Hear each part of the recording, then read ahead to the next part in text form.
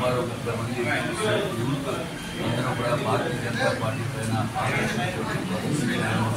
అట్లాగే ప్రధానమంత్రి నరేంద్ర మోడీ గారు, పవన్ కళ్యాణ్ గారు, చంద్రబాబు నాయుడు గారు చేపట్టిన కార్యక్రమాలు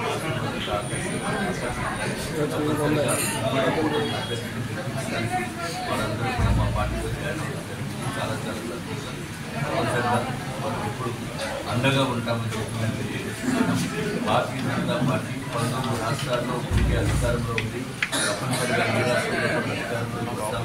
అలాగే ఏదైతే ప్రజలంతా కూడా కొత్తగా జాయిన్ అయిన వారి ద్వారా ప్రజలందరికీ కూడా లబ్ధి చేకూర్చుకోవడం చేస్తాం.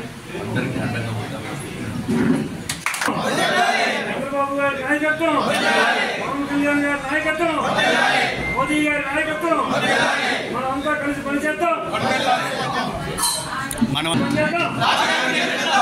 కలిసి పనిచేద్దాం.